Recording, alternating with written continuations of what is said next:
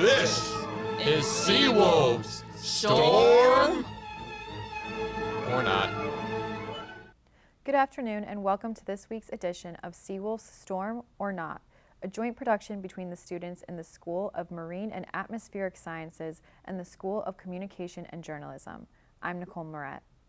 While most were away last weekend celebrating the holy holidays of Easter, Passover, and Ramadan, Virginia Tech had a sacred ceremony of their own on Saturday in remembrance of the violent shooting that took place on their campus 15 years ago.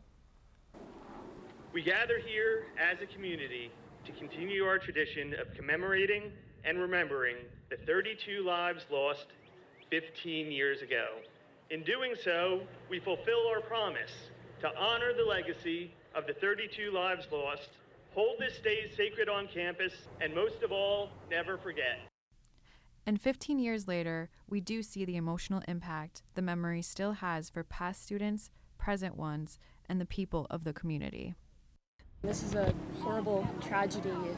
It impacted a lot of people, touched a lot of people, and I just think it's really important to come out here and pay respects and recognize something on that scale. And the violence that visited that campus 15 years ago is sadly being echoed off campus, at malls, at Airbnbs, and other places across our country. This plague of gun violence continues to torment America.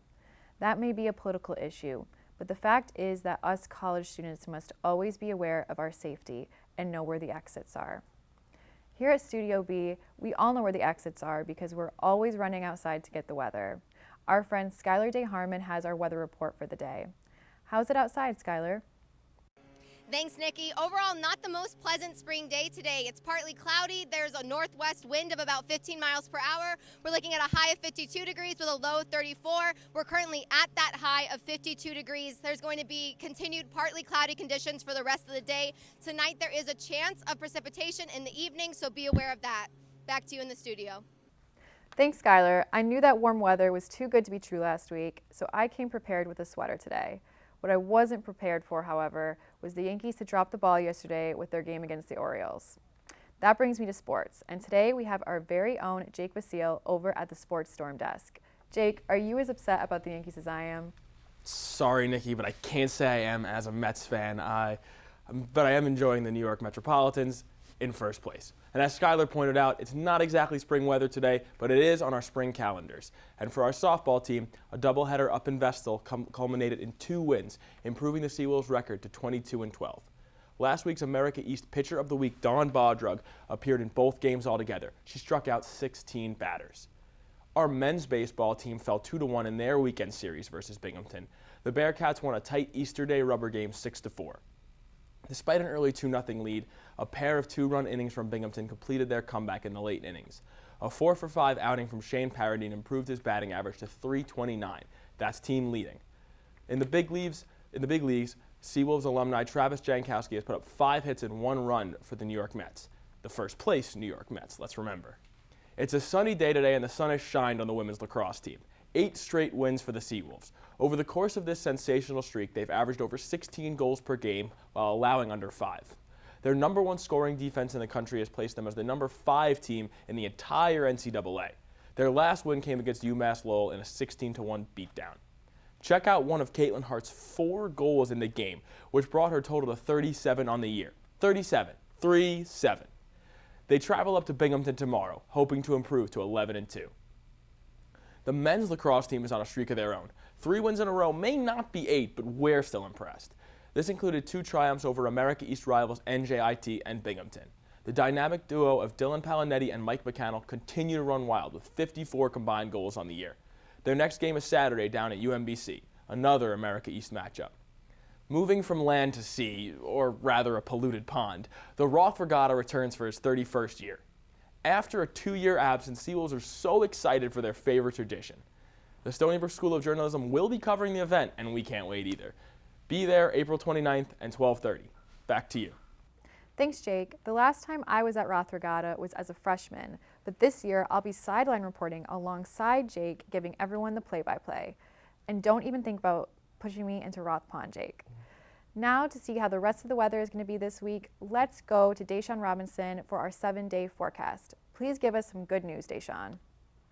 Sorry, Nikki, the good news will come later in the week, though. I can't remember the last time we had such chilly temperatures on tax day, followed by a rather chilly weekend. If these cold temperatures didn't grab your attention, take a good look at all the winter weather alerts we have ongoing for the New York State area. Even our good friend Darlene Dettel, who is at Elmira, is under a winter weather advisory. For fellow SUNY students in Binghamton and Oneonta, you are under a winter weather warning, so you might want to keep that in mind.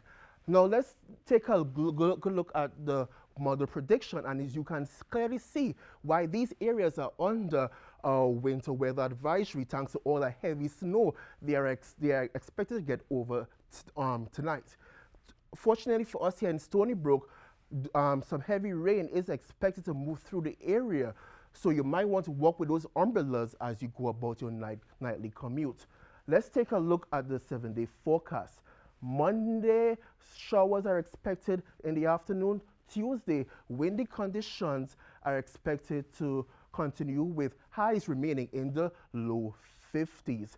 Wednesday and Thursday, we warm up a bit with highs climbing to the mid to upper 50s. Friday, this is Earthstock Day, and it screams taller steps. As you can see, we warm up significantly with a high around 66 degrees and a low dropping to about 50 degrees.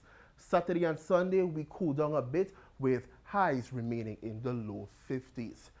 Remember, file your taxes. Thanks, Deshaun. We've made it to the 12th week of the semester, and we're inching towards the end of the year. I know a lot of you have senioritis, trust me, I do too, but we still have some great things on the horizon to look forward to. This Thursday, we have our Brookfest concert featuring Gunna as our headliner. Then on Friday, we have our annual Earthstock event, which Deshaun mentioned, to celebrate Earth Day.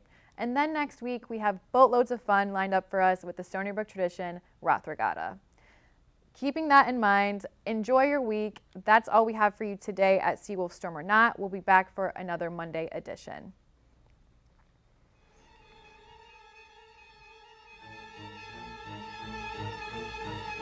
This is Seawolves, Storm or Not.